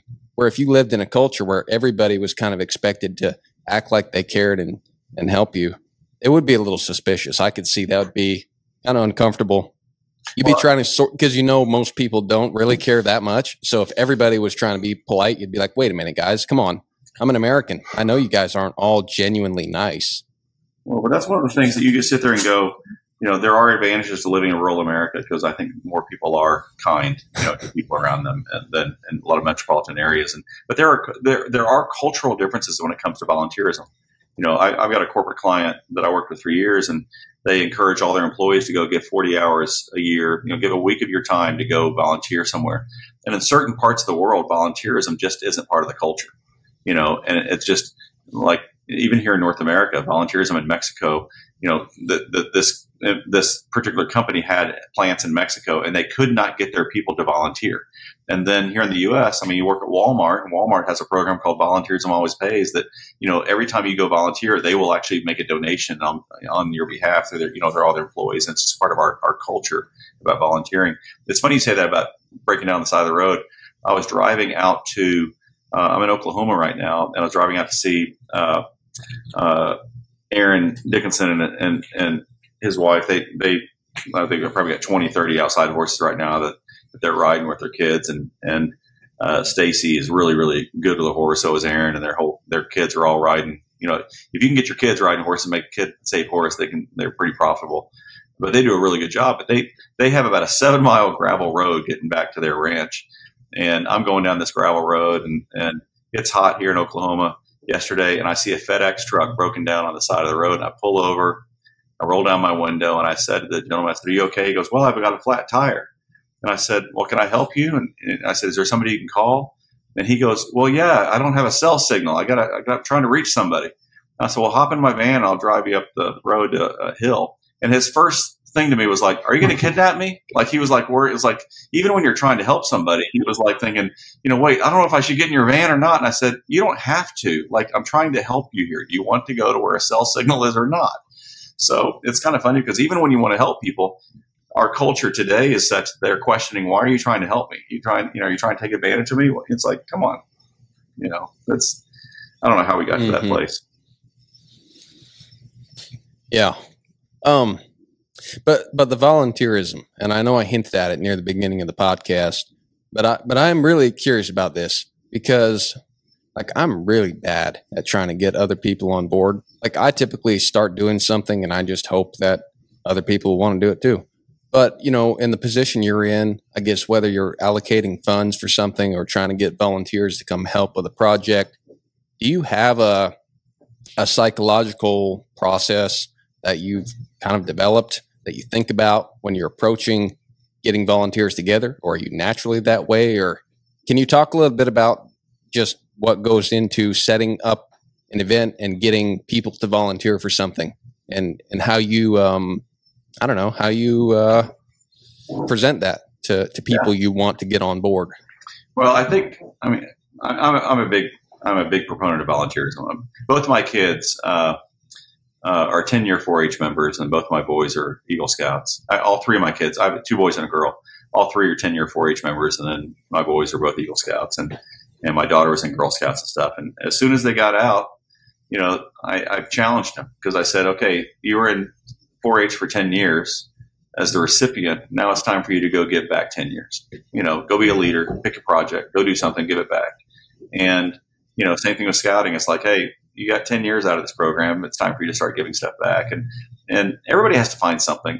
I personally think that Bill Gates' dad wrote a book one time, and one of the chapters about just showing up. And he talked about the best example that he had of somebody who just showed up was a scoutmaster, that every Monday night, Mr. Smith was there. And, things happen when you show up. And volunteering is one of those things that when you find something, whether it's teaching Sunday school, working with youth sports in your area, scouts, 4-H, whatever it may be, giving of your time, and just start small. Say, I'm going to give 10 hours. Now, in scouting, we always say it's only 1 hour a week, and we kind of laugh about that because when you first are signing somebody up, you go, "Well, it's only 1 hour a week. Can you give 1 hour a week to these kids?" And we always laugh. It's like, "Oh yeah, 1 hour a week," and then you're like 20, 30 hours into it. But I think if you can give 10 hours, and we were talking about not making a lot of money in the horse business. There are ways. I'm a big proponent of believing that you should tithe, 10% of what you earn and giving that back to God. That's a biblical concept. Now, not everybody shares that biblical worldview, but I do think that even if we don't have money, it's like if you're working horses and you're running a barn and you're barely making it, you may not have money to give to nonprofit organizations, and that's okay, but give your time. Figure out how can I get 5 hours, to go make a difference. And if you're under 25 years of age, that's a different kind of a thing. There are things that do something. .org has been around for 30 years, and it's literally you choose what do you like. Well, I care about pets, or I care about babies, or I care about education. Find something you care about, and then there are ways on DoSomething.org that tell you, well, here's one way you can get involved. You want to work at a food pantry, you want to work at and it tells you different things. And the older you get, it's like, you kind of figure out what can you and your wife do together, or what can you and your friends do together. And if there's not something, then figure something out. I mean, Joe, you shared that you were an Eagle Scout, and the fact that you built a picnic shelter. It was something you did with a bunch of people, and it's like, and you led that project. And it's like, figure out something that you care about and make a difference in your own community. I'm blessed to be able to volunteer for several organizations, and I get so much more out of my volunteerism than I actually give them, and it's like, you get new relationships, and it's funny how things are. The more you invest in volunteer projects, people don't believe me when I say this, but it's true. The more time I give away, it's like the more I get blessed financially through my business. And I don't know where that principle is in the world, but it's funny because I can't the more I give away, the more time I spend helping people or being involved in, whether it be church work, ministry work, scouting, anything of that nature where you feel like you're making an impact. God, you can believe in fate, karma, whatever you want to believe in, but for some reason, the more time you give away and put others first, it all comes back to you, and it happens time and time again. So on that, I challenge you guys to both find something. Yeah, thank you for saying that, because no, thank you, because when you're my age, like I've read that, I've read books. I know, like Robert Kiyosaki, he's always talking about give back, but it's tough because you're young and you're trying to. It's easy to do that and just try to amass what you can and kind of hold on to it and not let anything slide and think, well if I don't hold on to that culturally in your age 5 years from now, then what am I going to have? And it's just, you just keep, yeah. And so just to be encouraged to just say, hey, look, you're young, you can do a lot, you're capable. And to hear that from you, that, giving will pay back. Because I don't know about a lot of other people my age, but it's easy for me to maybe not believe that because you haven't lived long enough to experience that. So people tell you like, hey, you should give or even tithe. And you're like, yeah, that sounds great. But I don't know. I'm looking at my finances and I feel like I shouldn't. Like maybe someday, maybe I'll start someday. But it's tough to just be like, yeah, okay, I'll do it. I'll believe. And that's I think that's tough for young people sometimes to believe that it will pay off. Yeah, well, find a cause that matters to you at your age too. No, because like there are organizations like Charity Water. There's a great organization who, they don't get, like, Charity Water is designed for people who want to give $5 at a time. And it's like, can I give $5 a month to help people who don't have water have water? That's a very minimal buy-in. It's literally Venmoing $5 to a charity that you care about. And I've realized, and I told you earlier, I'm a marketing guy who's learned how to raise money. I've realized that a lot of times my money will go so much further in other cultures than America.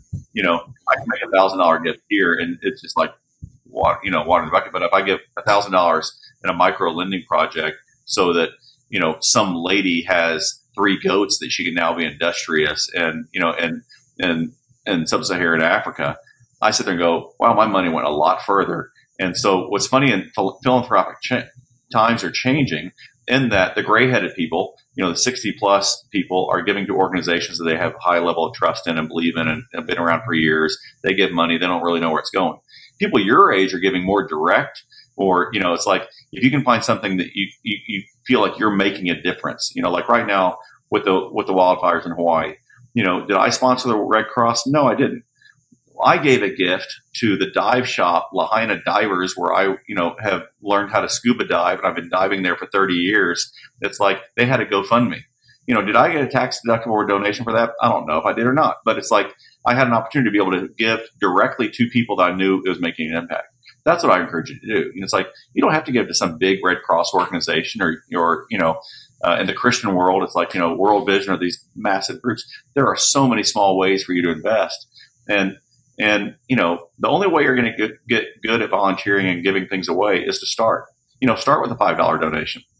When something hits you on the news, and you sit there and go, wow, that's a horrible thing that just happened there. How can I help? And, we need to take the jaded things off of our eyes when we see these Facebook giving campaigns and stuff like that. It's like, I love how Facebook has made it possible, and social media has made it possible for my birthday to raise money for a cause that I care about,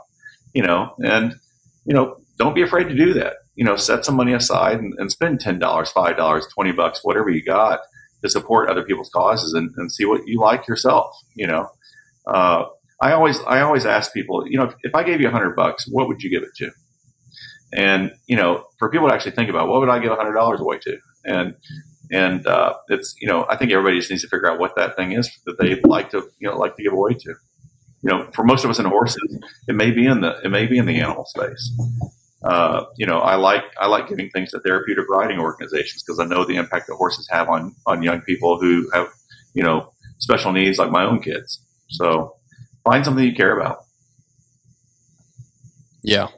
Well, that's the next thing I was going to say is a lot of younger people, once they do decide to give, then they're kind of skeptical of giving to the Red Cross or Wounded Warriors or some of these larger programs because they're like, well, I don't know. I think I heard about a scandal. I heard about this or that. So what do you think about that? I mean, are there really that many scandals or is that just kind of hearsay?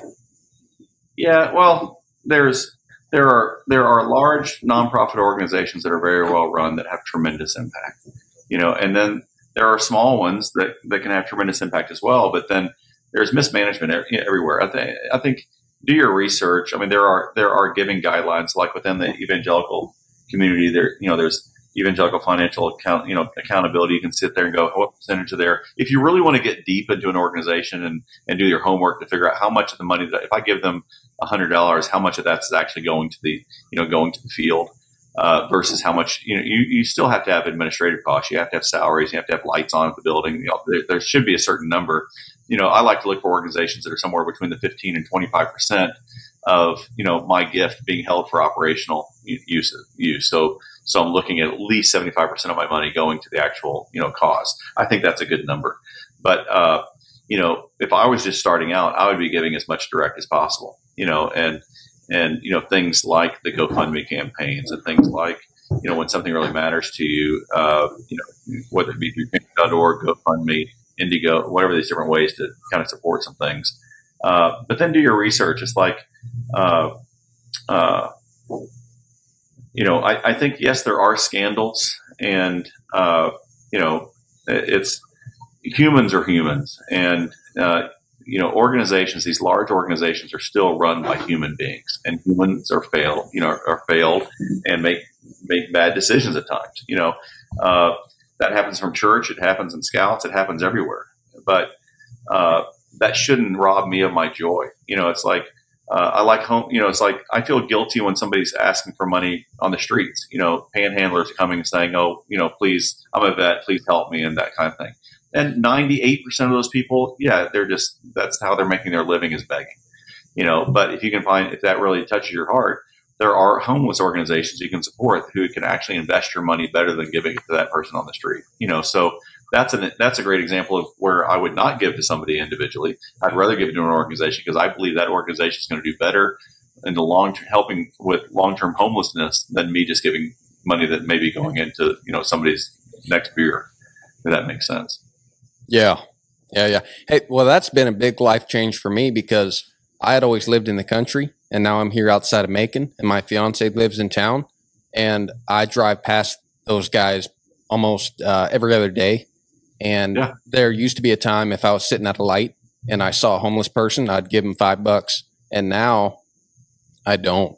And it's really changed my perspective on that, to be a little more educated and then try to help out at church or help out with these other things. Or occasionally you're sitting in town, outside having dinner in front of a restaurant or something. And one of those guys will walk by and you can buy them a meal or water or something and they'll accept that. Generally they don't. but it's totally changed my perspective because I've always been in the country, and to be near a city like this and see that, it's totally changed my perspective on where you can help and where you should like have some wisdom and not perpetuate somebody's problem just because you want to feel better about yourself at a stoplight.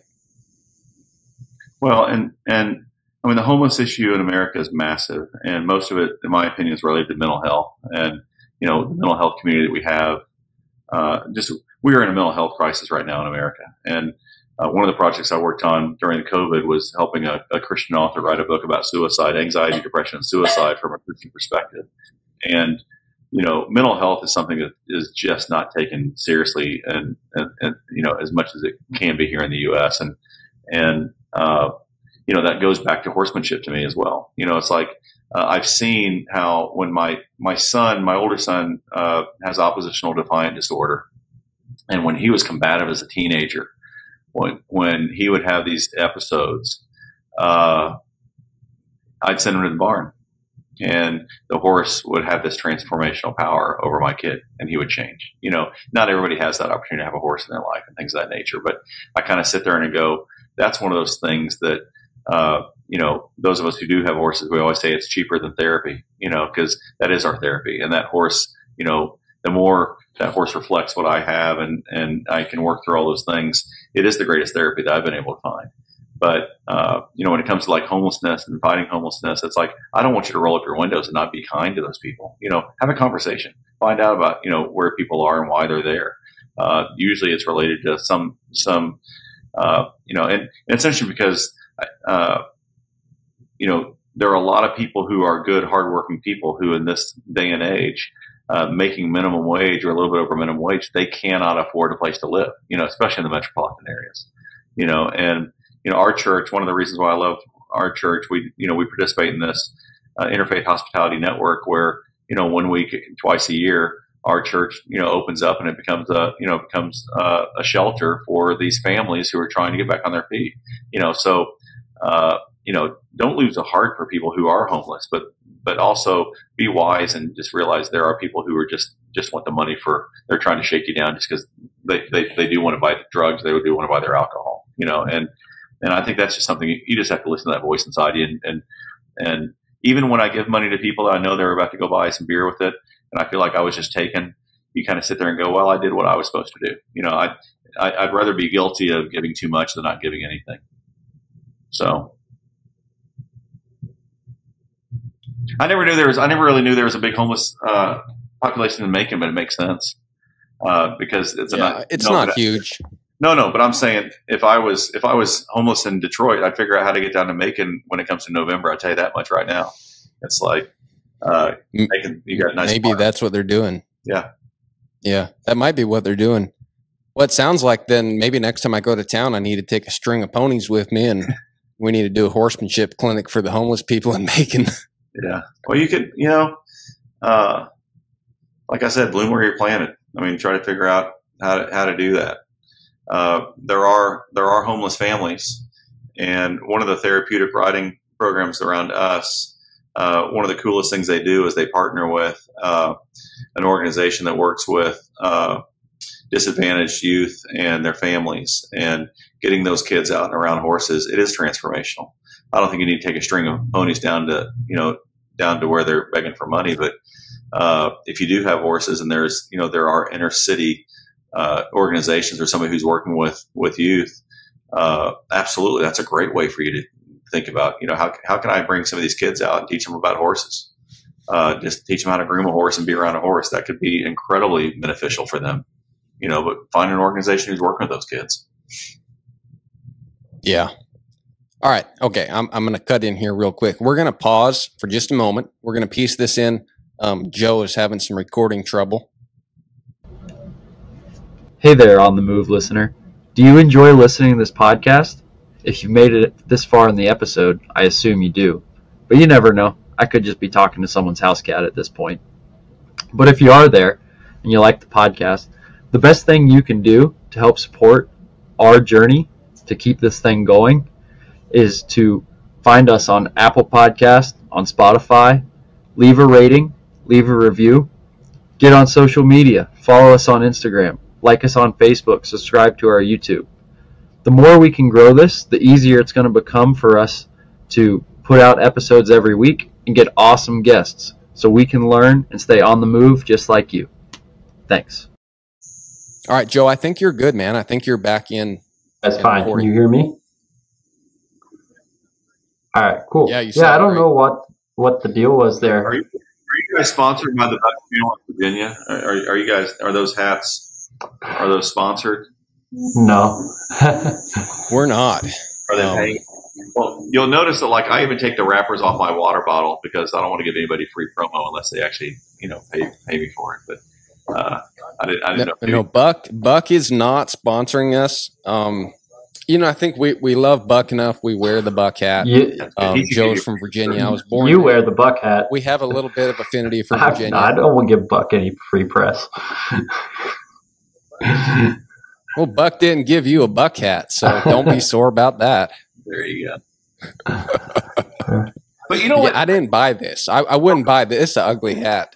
I'm telling you right now, the Buck Channel to me, I've got this one family that I absolutely love to pieces. That when I told you about our horseback riding barn, this sweet family with 3 kids, they came horseback riding, and afterwards, the guy came up to me and says, "We really like this. We want to take lessons." I said, "Well, that's great." And so I always had a lesson. In my area, there are 25 different barns that do lessons and training and different things of that nature. And so I asked them where they lived. They told me, and I said, "Well, you might want to try this barn. They're really good with kids and stuff." And so they went and took lessons. And about 2 years later, I forgot all about them. And 2 years later, I get a phone call from the lady, and she said, "Hey, John, I don't know if you remember us, but we came to your barn, and then we've been taking lessons, and now we're ready to buy horses. We're going to go buy 4 horses." And I said, "Time out, stop, what?"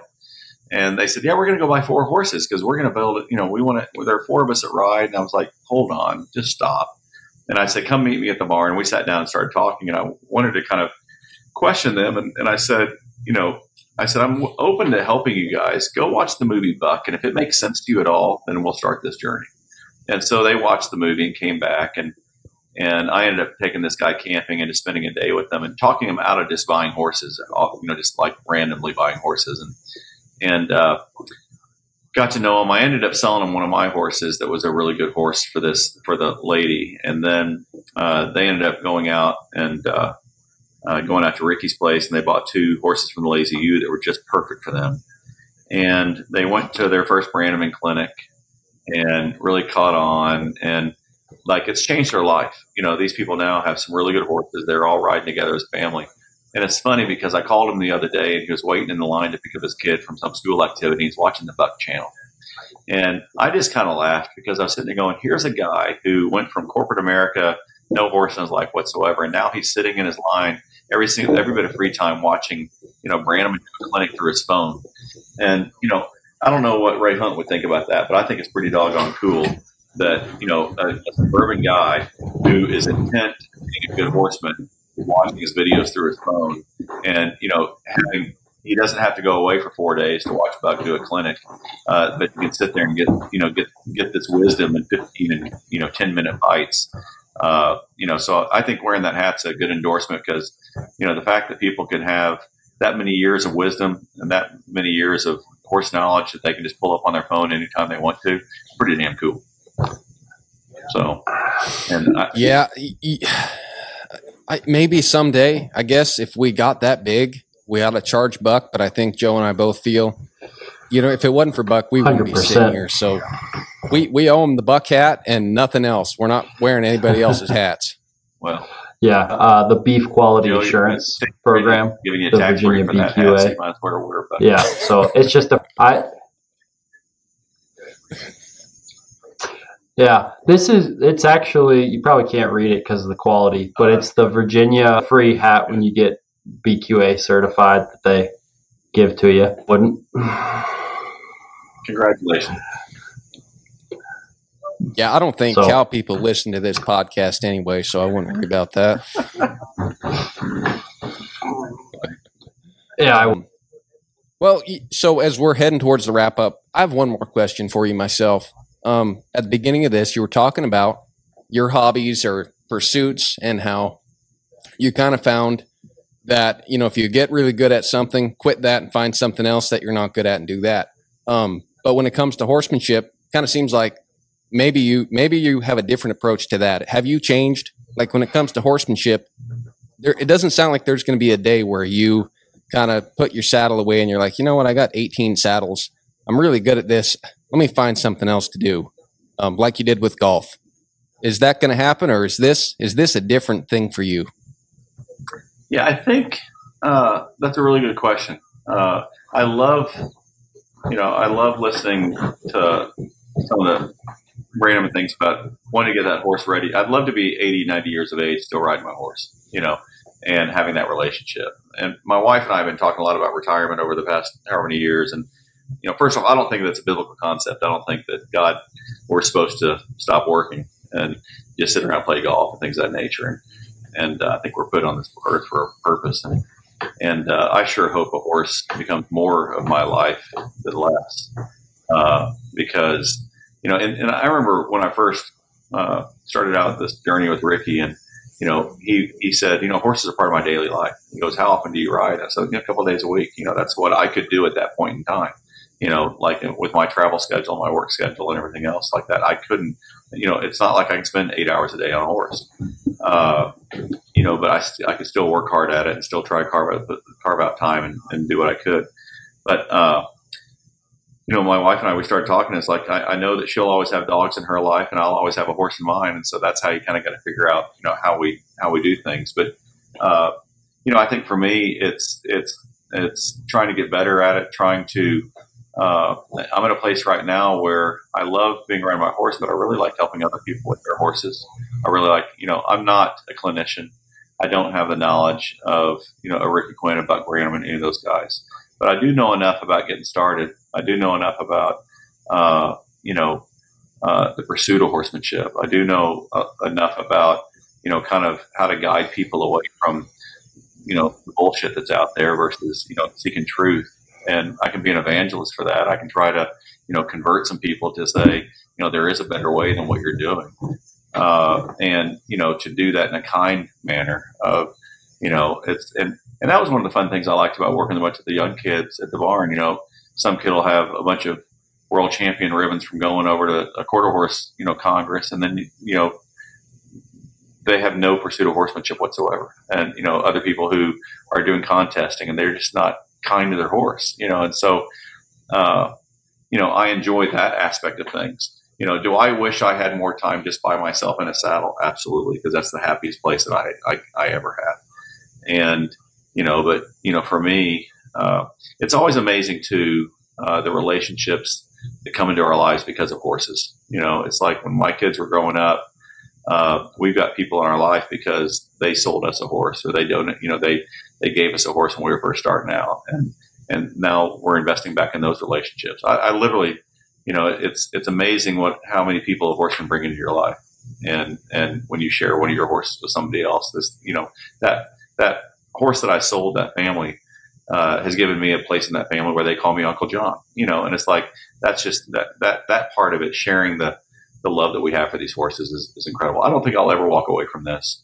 But I will tell you, it's funny, when I told you I bought a couple of horses from Montana State University, the first one I bought, a great, you know, girl started this horse, and Isaac was actually there at Montana State at that time, and he had put some time on this horse and knew the horse, and Riata knew the horse, but I sent it to Joel Connor for a year and spent the money in investing in somebody else riding that horse 5 days a week and getting that horse right. And it had such a good foundation that it vacations really well. So like if I haven't ridden that horse in a month, I can go out there and go out and do a little groundwork, and it's like, okay, let's go. You know, it's like, it's right there. The second horse I bought from Montana State University, I did the same thing and bought it. This beautiful horse. I was going to give it to one of my kids eventually, and sent it up to Joel. And Joel called me and said, this is not the right horse for you. I said, what do you mean? He goes, it's got a really big move. He said, I know you'll be out on the trail with your kids and something will happen. And this horse, you know, it needs to be it's a big ranch horse. It doesn't need to be, you know, in kind of a confined trails with you. And he said, this is not the right horse for you. And the biggest thing for him was that it didn't vacation well. He said, if I don't ride it for 3 days and come back out, it's like we're starting all over again. And, knowing that, it's like knowing that finding the right horse for who I am. And, I don't think horses will ever be a full-time job for me. I go out to, like I told you yesterday, I was with Aaron Dickinson, and he rode, 10, 20, like literally working 20 horses. He rode at least 10 yesterday. And that's every day. And man, I'm jealous of him because he's putting that much time, that much intention and making some really great horses. And that's his heart, his passion. He and his wife are working hard at it. They're not making a ton of money. They're making it. They got 6 kids they're feeding and all this kind of stuff. But he's a professional at making great horses. And I'm envious of that. Will I ever be that guy? No, I won't. But do I hope to be an 80-year-old guy that can still get around on his horse and help other people and enjoy riding? Absolutely, I want to be that guy. The older I get, the shorter horse I'm getting too. Like, I don't ride a big horse anymore. I like getting down my horse. It's like my horse is just perfect for me. But I want to be that old guy riding a horse. I don't think you'll ever separate me from that thing now. Yeah. Hell yeah. Good to hear. That's my goal too. And the good thing is for young guys like you, we need to pay you to give us good horses too.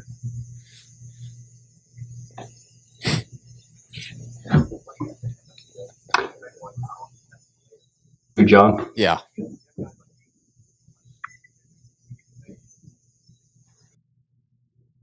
I thought you were saying something, Joe. I couldn't tell if you had a delay or not. Yeah, it's kind of a practice. We like to see how long we can go. We're forget the comedian that would do it, but go on stage and just kind of go, psst, just let it sit, right? In fact, I think the best compliment I've ever heard about our podcast was some lady emailed us and said she loved the pauses and quiet spots in the Joe Wolters podcast we did. So I think ever since then, we've been trying to kind of do that whenever possible. Good for you. Well, anyway, John, thank you so much for doing this short notice. This has been extremely enjoyable. Well, I wish you guys the best. I'm telling you, keep doing it. 62 episodes, keep getting better at it. And I got to hear that Joe Wolter. That's somebody who I've not ridden with, and I hold so much respect for. I've seen him present before, but I've never actually ridden in one of his clinics, and that'd be a cool guy to be around. Yeah. No offense, your episode's been a lot of fun, but personally, that was one of my favorite podcasts we did. Joe was so cool. Joe McDonald always says it's like hanging out with your granddad. Just the coolest guy. It's a lot of fun. All right, so don't go anywhere. Yeah. Absolutely. So don't go anywhere. We're going to end this. Your thing needs to upload, so I'm going to stop it, and we'll see you in a second. All right, bye, everyone.